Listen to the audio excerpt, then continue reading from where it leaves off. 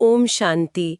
प्यारे रूहानी भाई बहनों, आज हम 13 अप्रैल 2026 की बाबा की मुरली के अनमोल मधुर महावाक्य सुनेंगे। जी ओम शांति। आज जब हम इन महावाक्यों की गहराई में उतरते हैं तो सबसे पहली बात जो मन में आती है वो है हमारी रोजमर्रा की भागदौड़। हम सभी जीवन की यात्रा में कहीं न कहीं बहुत गहराई से उलझे हुए हैं। बिल्कुल। और बाबा ने आज इसी उलझन को बहुत ही सुंदर और सटीक शब्द दिया है, मूझा हुआ सूत। मूंझा हुआ सूत, ये शब्द सुनते ही जैसे हमारी अपनी ही चेतना की स्थिति सामने आ जाते हैं। सही कहा आपने। जब हम इस शब्द पर ध्यान केंद्रित करते हैं तो हमें समझ आता है कि जैसे कोई धागा बहुत बुरी तरह से उलझ जाता है और अगर आप उसे जोर से खींचने की कोशिश करें तो क्या होता है? वो और ज्यादा उलझ जाता है या फिर बीच से ही टूट जाता है। यही हमारे जीवन की सच्चाई है। हम अपनी बुद्धि के बल से, अपनी सीमित ताकत से, अपनी पारिवारिक या लौकिक समस्याओं को सुलझाने की जितनी कोशिश करते हैं, हम कर्मों के उस जाल में और अधिक उलझते जाते हैं। ये बात मन को बहुत छूती है। हम खुद को सुलझाना चाहते हैं लेकिन और उलझ जाते हैं, और इसीलिए शिव बाबा कहते हैं कि जब तक वे स्वयं न आए, चेतना का ये मूंझा हुआ सूत सुलझ ही नहीं सकता। सत्य है। लेकिन यहाँ बाबा एक बहुत ही गहरा और एक तरह से चौंकाने वाला विचार भी हमारे सामने रखते हैं। वे कहते हैं कि वे स्वयं, जो कि इस पूरी सृष्टि के विधाता हैं, वे भी ड्रामा के मीठे बंधन में बंधे हुए हैं। ड्रामा का बंधन, ये बात वास्तव में बहुत सोचने पर मजबूर करती है, क्योंकि हमने तो हमेशा से भगवान को सर्वशक्तिमान माना है। हमें लगता है कि वे जब चाहें जो चाहें कर सकते हैं। तो फिर ये बंधन कैसा है? क्या भगवान की शक्तियां सीमित हैं? ये एक बहुत ही स्वाभाविक और महत्वपूर्ण प्रश्न है।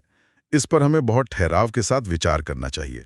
देखिए, जब हम सर्वशक्तिमान शब्द सुनते हैं तो हमारी मानवीय बुद्धि भगवान की तुलना एक ऐसे जादूगर से कर लेती है जो बस एक छड़ी घुमाएगा और सब ठीक हो जाएगा। जी, हम अक्सर ऐसा ही सोचते हैं। हम सोचते हैं कि वे हमारी कोई शारीरिक बीमारी, कोई पारिवारिक विवाद या व्यापार का घाटा रातों रात ठीक कर देंगे। लेकिन ड्रामा के बंधन का अर्थ ईश्वरीय शक्तियों का सीमित होना बिल्कुल नहीं है। तो फिर इसका वास्तविक अर्थ क्या है? ये तो उस ईश्वरीय विधान की अत्यंत सटीकता है। वे इस अनादि सृष्टि चक्र के एक पूर्व निश्चित समय पर ही आते हैं। विधाता होकर भी वे विधान का, यानी प्रकृति और कर्मों के नियमों का सम्मान करते हैं। वे बीच में आकर हमारे कर्मों के हिसाब किताब में मनमानी नहीं करते। कितना गहरा रहस्य है कि विधाता स्वयं नियम में बंधा है, यानी उनकी कृपा का स्वरूप वह नहीं है जो हम इंसान अपनी सीमित बुद्धि से मांगते हैं। बिल्कुल। बाबा आज बहुत स्पष्टता से कहते हैं कि वे कोई मरे हुए को जिंदा करने या सांसारिक बीमारी दूर करने नहीं आते। उनकी कृपा हमारी उन लौकिक इच्छाओं की पूर्ति नहीं है जो वैसे भी आज हैं और कल नहीं रहेंगी। ये बात ज्ञान के स्तर पर समझ तो आती है, लेकिन अगर हम इसे व्यावहारिक रूप से देखें, जब कोई व्यक्ति बहुत कष्ट में होता है, शारीरिक दर्द में होता है, तो वो भगवान से यही तो मांगता है कि मुझ पर कृपा करो, मेरा दर्द दूर कर दो। स्वाभाविक है। तो क्या भगवान हमारी वो लौकिक तकलीफ नहीं देखते? क्या परमपिता को अपने बच्चों पर दया नहीं आती? दया आती है, बहुत आती है। वे हमारी तकलीफ देखते हैं, लेकिन वे उस तकलीफ के बाहरी आवरण को नहीं देखते। वे उसकी जड़ को देखते हैं। इसे हम एक गहरे उदाहरण से समझ सकते हैं। जी बिल्कुल। मान लीजिए, आप एक बहुत बड़े और विश्व प्रसिद्ध सर्जन के पास जाते हैं। आपके सिर में बहुत तेज दर्द है और आप उनसे कहते हैं कि बस मुझे कोई ऐसी दवा दे दीजिए जिससे ये दर्द अभी इसी पल शांत हो जाए। मुझे और कुछ नहीं चाहिए। हाँ, क्योंकि उस समय इंसान सिर्फ उस तुरंत के दर्द से छुटकारा पाना चाहता है। सही कहा। लेकिन वो अनुभवी सर्जन जानता है कि ये दर्द तो केवल एक बाहरी लक्षण है। असली बीमारी तो शरीर की गहराई में कहीं और पनप रही है। अगर वो आपको सिर्फ दर्द दबाने की गोली दे दे, तो क्या वो आप पर सच्ची कृपा कर रहा है? नहीं, वो तो बस मुझे कुछ समय के लिए एक भ्रम में डाल रहा है। बीमारी तो अंदर ही अंदर बढ़ती रहेगी। बिल्कुल। और शिव बाबा वो सच्चे रूहानी सर्जन हैं जो हमारी आत्मा की जड़ का इलाज करने आते हैं। हमारी सभी मानसिक, शारीरिक और लौकिक परेशानियों की अंतिम जड़ हमारा देहाभिमान है। देह अभिमान रूपी जड़। जी, जब तक ये देहाभिमान का रोग नहीं मिटता, तब तक कोई भी भौतिक कृपा हमें सदा के लिए सुखी नहीं कर सकती। उनकी सच्ची कृपा ये है कि वे हमें उस पुरानी बीमारी से निकालकर सदाकाल के लिए पतित से पावन बनाते हैं। बाबा कितनी सहज भाषा में गहरी बात समझाते हैं। जब हम कहते हैं कि बाबा मेरे दफ्तर की परेशानी दूर कर दो, तो हम अनजाने में सिर्फ दर्द दबाने की गोली मांग रहे होते हैं। हम अपना असली इलाज चाहते ही नहीं। सही कहा। भगवान हमारी उस अस्थायी तकलीफ को सहने देते हैं ताकि हमें स्थायी स्वास्थ्य मिल सके। वे हमें नई दुनिया के लायक बनाते हैं। कितना सुंदर विचार है। और जब ये देह अभिमान रूपी जड़ का इलाज होता है, तभी हम वास्तव में जीवन में खींची गई हदों और सीमाओं से बाहर निकल सकते हैं, जो कि आज की मुरली का एक और बहुत ही अद्भुत पहलू है। जी, बेहद की बादशाही का पहलू। हाँ, आज के महावाक्यों में एक पंक्ति मुझे बहुत झकझोर गई। बाबा ने बेहद की दुनिया का वर्णन करते हुए वर्तमान दुनिया पर एक गहरा कटाक्ष किया है। बाबा कहते हैं कि हमारे आसमान में तुम्हारा एरोप्लेन आएगा तो शूट कर देंगे। ये पंक्ति बहुत ही शक्तिशाली है। मुझे ऐसा महसूस होता है कि ये बात सिर्फ दो देशों की सीमाओं या भौतिक आसमान तक सीमित नहीं है। ये हमारी रोजमर्रा की मानसिकता की तरफ भी इशारा कर रही है। ये वाकई एक बहुत ही सूक्ष्म और आत्मा को जगाने वाला अवलोकन है। अगर हम इस आसमान और एरोप्लेन के उदाहरण को अपने मनोवैज्ञानिक स्तर पर लागू करें, तो हम पाएंगे कि हम रोजाना अपने मन के अंदर यही युद्ध लड़ रहे हैं। इसे और स्पष्ट करें, क्योंकि हम सभी अक्सर खुद को बहुत शांति प्रिय मानते हैं। हम बाहर से किसी से नहीं लड़ रहे होते, तो हम मन के अंदर ये युद्ध कैसे लड़ रहे हैं? अगर हम गहराई से सोचें, तो हम सबका अपना एक मानसिक आसमान होता है। हमारा अहंकार, हमारे विचार, हमारे काम करने का तरीका, या दफ्तर और घर में हमारा रुतबा, ये हमारा अपना एक अधिकार क्षेत्र है, हमारी एक हद है। जी, जहां हम खुद को सुरक्षित महसूस करते हैं। बिल्कुल। अब मान लीजिए आपके परिवार का ही कोई सदस्य या दफ्तर का कोई सहकर्मी एक बिल्कुल नया विचार लेकर आता है। एक ऐसा विचार जो आपकी सोच से मेल नहीं खाता। अच्छा। वो नया या विरोधी विचार ही वो एरोप्लेन है जो आपके मानसिक आसमान में प्रवेश कर रहा है। ओह, अब मुझे ये पूरी प्रक्रिया समझ आ रही है। और क्योंकि हमें तुरंत अपने अहंकार या अपनी पहचान पर खतरा महसूस होने लगता है, हम उस विचार को समझने के बजाय तुरंत क्रोध से या आलोचना से शूट डाउन कर देते हैं। सही कहा आपने। हम तुरंत कहते हैं कि नहीं, तुम्हें नहीं पता, मेरा तरीका ही सही है। ये हमारी अंदरूनी असुरक्षा है जो इन हदों को जन्म देती है। जहां ये मेरा विचार, मेरा तरीका वाला मेरापन है, वहां एक सीमा खिंची हुई है। और जहां सीमा है, जहां हद है, वहां मानसिक तनाव और संघर्ष होना तो निश्चित है। हम दिन भर इसी तनाव में जीते रहते हैं कि कोई मेरी हद में प्रवेश ना करे। सत्य है। इसी बात को बाबा स्पष्ट करते हैं कि आज की दुनिया हदों में बटी है और नई दुनिया में कोई हद नहीं होती। लेकिन इन हदों को तोड़ना बहुत मुश्किल लगता है। हम इस तुरंत शूट डाउन करने की प्रवृत्ति से बाहर कैसे आएं? मुरली में बाबा इस संदर्भ में योग बल की बात करते हैं। ये योग बल काम कैसे करता है? योग बल और बाहुबल, यानी शारीरिक बल और अहंकार, इन दोनों की कार्य प्रणाली बिल्कुल विपरीत है। विपरीत कैसे? अहंकार हमेशा सिकुड़ता है, वो एक दीवार खड़ी करता है और रक्षात्मक हो जाता है। उसे हमेशा डर लगा रहता है। लेकिन योग बल आत्मा की चेतना का विस्तार करता है। चेतना का विस्तार? जी, जब आत्मा परमात्मा की उस अनंत ऊर्जा के साथ जुड़ती है, तो वह महसूस करती है कि मैं एक सीमित देह, कोई पद या केवल एक विचार नहीं हूं। मैं एक अविनाशी, विशाल चैतन्य शक्ति हूं। मेरा अस्तित्व इन छोटी छोटी बातों से बहुत बड़ा है। ये बात मन को बहुत गहराई तक छूती है। यानी योग बल हमारे मन के उस आसमान को इतना असीम, इतना विशाल कर देता है कि उसमें किसी के भी विचार का एरोप्लेन आ जाए तो हमें कोई व्यक्तिगत खतरा महसूस ही नहीं होता। बिल्कुल सही। हम उसे नष्ट करने के बजाय उसे अपने विशाल आकाश में सहजता से स्वीकार कर पाते हैं। हम सुनते हैं, समझते हैं, पर विचलित नहीं होते। और इसी अवस्था को बाबा बेहद की बादशाही कहते हैं, जहां कोई हद नहीं, कोई मेरापन नहीं, वहां पूर्ण शांति है और मन की राजाई है। सत्य है। और इस बेहद की विशालता तक पहुंचना तभी संभव है जब हम सच्चा समर्पण करना सीखें। जो हमें आज की चर्चा के अगले अत्यंत महत्वपूर्ण बिंदु की ओर ले जाता है। जी, समर्पण का बिंदु। बाबा ने स्पष्ट किया है कि भक्ति मार्ग में भावना के वश होकर श्री कृष्ण अर्पणम कहना गलत है। वास्तव में ईश्वर अर्पण कहना ही सही है। ये एक बहुत ही गहरा रूहानी रहस्य है। यहाँ एक उलझन भी पैदा होती है।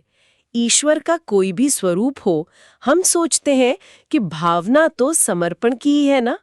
बाबा श्री कृष्ण और निराकार ईश्वर के बीच इतना स्पष्ट अंतर क्यों कर रहे हैं? ये अंतर समझना रूहानी ज्ञान की सबसे गहरी परतों को छूना है। अक्सर हम भक्ति की भावनाओं में इतने बह जाते हैं कि हम रचयिता और उसकी सबसे सुंदर रचना के बीच का फर्क ही भूल जाते हैं। रचयिता और रचना का फर्क? जी, श्री कृष्ण स्वयं उस परमपिता शिव परमात्मा की, उस ज्ञान सागर की सबसे सतोप्रधान, सबसे संपूर्ण और मधुर रचना है। वे उस ईश्वरीय ज्ञान और रूहानी पढ़ाई का सबसे श्रेष्ठ परिणाम है। कितना सुंदर विचार है। यानी बाबा हमें समझा रहे हैं कि पढ़ाई के परिणाम की पूजा करने से या रचना को अर्पण करने से हम वो 21 जन्मों का वर्षा नहीं पा सकते। बिल्कुल, बीज तो हमेशा निराकार ईश्वर ही है। श्री कृष्ण तो उस बीज से निकला हुआ सबसे सुंदर फल है। सोचिए, अगर श्री कृष्ण के पास स्वयं वो सृष्टि चक्र का ज्ञान होता तो वो खुद को ही कैसे रचते? सही कहा। ज्ञान तो हमेशा उस अनादि रचयिता के पास होता है जो जन्म मरण से न्यारा है। इसलिए सच्चा समर्पण, अपना सब कुछ सौंपना, हमेशा उस ज्ञान के स्रोत निराकार ईश्वर को ही किया जा सकता है। तभी हम ज्ञान के चक्र को समझ पाते हैं। अगर हम इस ईश्वर अर्पण की कार्यप्रणाली को अपनी रोजमर्रा की भागदौड़ में उतारें, तो ये हमें कैसे आजाद करता है? आप इसे किस रूप में देखती हैं? मान लीजिए मैं सुबह उठकर दफ्तर जा रही हूँ। मेरे सामने बहुत सी चुनौतियां हैं, परिवार की बड़ी जिम्मेदारियां हैं। उस समय ये भावना कि सब कुछ ईश्वर अर्पण है, मुझे उस मानसिक तनाव से कैसे बचा सकती है? बहुत ही व्यवहारिक प्रश्न है। देखिए, जब आप दफ्तर के उस तनावपूर्ण माहौल में होती हैं, तो सारा मानसिक भार कर्तापन पर होता है। ये मुझे करना है, अगर ये काम बिगड़ गया तो मेरी बदनामी होगी, मुझे अपना रुतबा बचाना है। हाँ, सारा बोझ इसी मैं और मेरे का ही तो होता है। यही मैं और मेरे का बोझ सारा तनाव पैदा करता है। ईश्वर अर्पण का अर्थ कर्म छोड़ना या आलसी होना बिल्कुल नहीं है। इसका अर्थ है कि आपने अपनी बुद्धि के स्तर पर यह गहराई से स्वीकार कर लिया कि यह कार्य, यह जिम्मेदारी, यह शरीर सब उस परम शक्ति का है। यानी मैंने परिणाम की चिंता उसे सौंप दी है। सही कहा। जब हम सच्चे दिल से ट्रस्टी बन जाते हैं तो हमारा कर्म और भी श्रेष्ठ हो जाता है, क्योंकि अब उसमें हमारे स्वार्थ या डर की मिलावट नहीं होती। परिणाम की जो बेचैनी है वो पूरी तरह समाप्त हो जाती है। और ये एहसास ही आत्मा का असली हल्कापन है। जैसे आपके कंधों से कोई बहुत भारी सूटकेस हमेशा के लिए उतार गया हो। बिल्कुल, यही ट्रस्टीपन की सच्ची अवस्था है। कितना गहरा रहस्य है कि अपना सब कुछ सौंप देने से ही हम सबसे ज्यादा आजाद महसूस करते हैं। लेकिन हम देखते हैं कि माया का प्रभाव ऐसा है कि हम इस ट्रस्टीपन की अवस्था में हम लगातार टिक नहीं पाते। हम थोड़ी देर में वापस मालिक बन जाते हैं और फिर से तनावग्रस्त हो जाते हैं। यह हम सभी का रोज का अनुभव है। शायद इसी निरंतरता को बनाए रखने के लिए बाबा ने हमें 8 घंटे के योग का लक्ष्य दिया है। बाबा कहते हैं कि 16 घंटे सेवा करो, लेकिन कम से कम 8 घंटे बाप को याद करो, और विशेष रूप से सुबह 2 से 5 बजे तक के अमृत वेले को फर्स्ट क्लास वायुमंडल कहा है। यह समय वास्तव में बहुत चमत्कारी है। अगर हम इसे गहराई से समझें तो रात के इस पहर में ऐसा क्या विशेष है जो ये इतना शक्तिशाली है?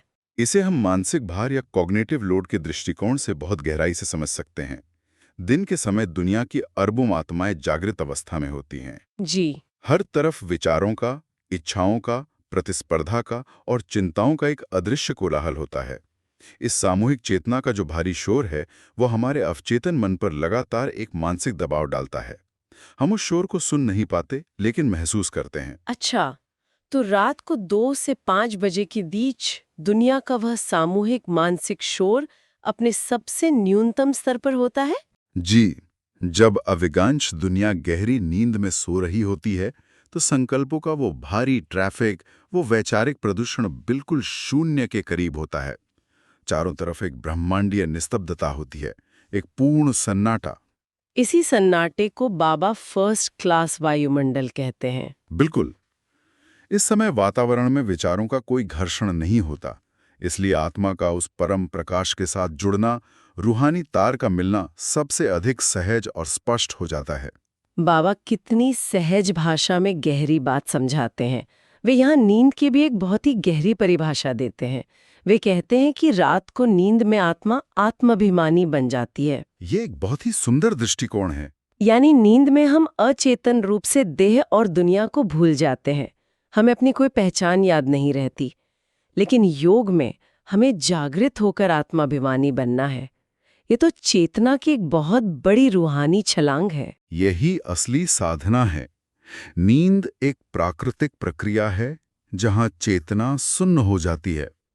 शरीर को आराम मिलता है, लेकिन आत्मा कोई शक्ति प्राप्त नहीं करती, क्योंकि उसे होश ही नहीं होता। सही कहा। लेकिन अमृत वेले का योग एक अत्यंत जागृत, चैतन्य और शक्तिशाली अवस्था है, जहां हम पूरे होशपूर्वक अपनी देह और देह के बंधनों से अलग होते हैं। हम जानबूझकर परमात्मा से जुड़ते हैं। लेकिन जब हम 8 घंटे के योग की बात सुनते हैं तो ये लक्ष्य अक्सर बहुत भारी लगता है।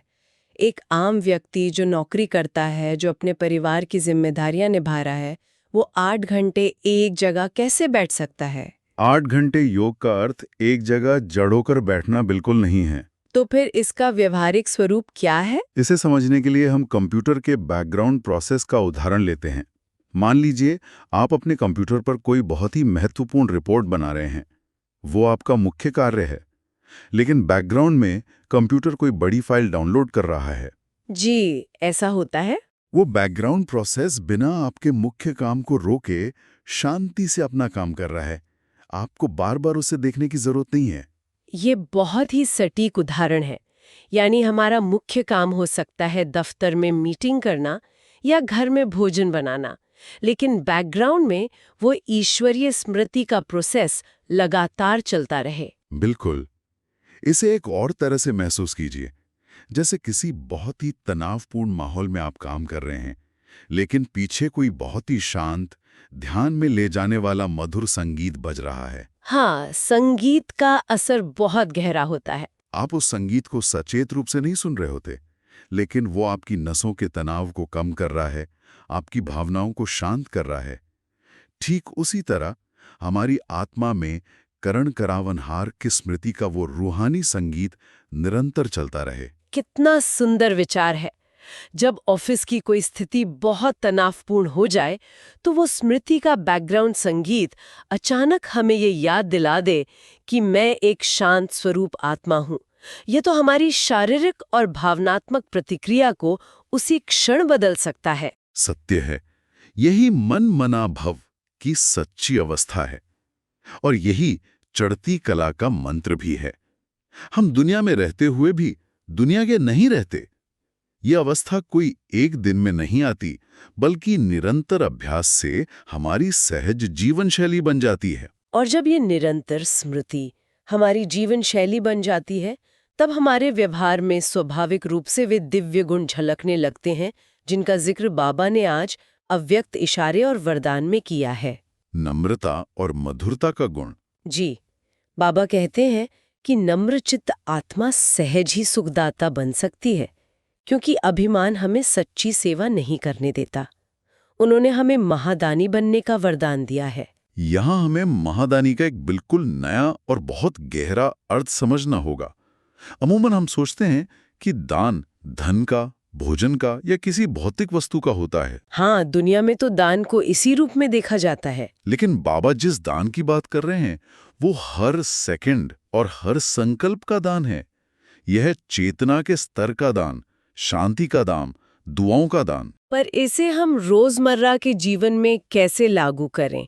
मान लीजिए घर में या समाज में कोई व्यक्ति बहुत गुस्से में है, उसका व्यवहार बहुत नकारात्मक और कड़वा है, जिसे बाबा कड़वी धरनी कहते हैं। जी बिल्कुल। ऐसे अशांत व्यक्ति को हम क्या दान दे सकते हैं? क्योंकि वो तो सुनने की स्थिति में ही नहीं होता। उसे कुछ समझाना तो व्यर्थ लगता है। इसे समझने के लिए हमें नम्रता की पुरानी धारणाओं से थोड़ा गहराई में जाना होगा। पहले हम कहते थे कि जो पेड़ फलों से लदा होता है वो झुक जाता है। शिव बाबा स्वयं ऊंचे ऊंचे होकर भी कितने नम्रचित बनकर आते हैं। इसे ही फॉलो फादर कहते हैं। जी। लेकिन उस कड़वी धरनी वाले व्यक्ति को दान कैसे दे? इसके लिए एक महादानी आत्मा को आप समंदर के बीच खड़े एक शांत प्रकाश स्तंभ यानी लाइट हाउस की तरह समझे। प्रकाश स्तंभ, ये एक बहुत ही सुंदर छवि है। मैं इसे गहराई से समझना चाहूंगी। सोचिए, समंदर में बहुत भयानक तूफान आया है, लहरें बहुत ऊंची उठ रही हैं, लेकिन क्या वो लाइट हाउस उन लहरों से लड़ता है? क्या वो उन्हें शांत होने के लिए कहता है?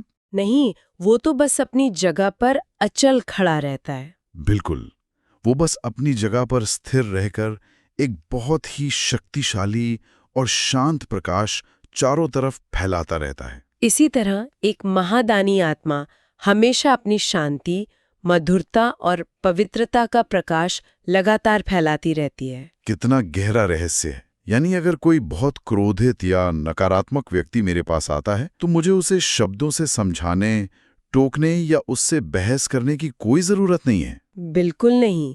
अगर आप बहस करेंगे तो आप भी उस तूफान का हिस्सा बन जाएंगे। आपका अपना प्रकाश कमजोर हो जाएगा। उस समय आपका बिल्कुल शांत रहना, आपकी नम्रता ही आपका सबसे बड़ा दान है। यानी बिना कुछ कहे अपनी स्थिति से दान देना। सही कहा। आपका काम सिर्फ उस रूहानी प्रकाश को बनाए रखना है। जो क्रोधित आत्मा है, वो जब आपकी शांति के उस शक्तिशाली दायरे में आएगी तो वो स्वतः ही आपके उस शांत कंपन से प्रभावित होने लगेगी। यही हर संकल्प से किया जाने वाला महादान है। ये बात मन को बहुत गहराई तक छूती है और शायद इसी निरंतर और शक्तिशाली स्थिति को बनाए रखने के लिए बाबा ने अंत में हमें गंभीरता का स्लोगन दिया है, गंभीरता का गुण धारण करने को कहा है। जी, गंभीरता शब्द को भी लोग अक्सर गलत समझ लेते हैं। हाँ, क्योंकि जब हम गंभीरता शब्द सुनते हैं तो हमें लगता है कोई बहुत सख्त, उदास या चुपचाप बैठा हुआ इंसान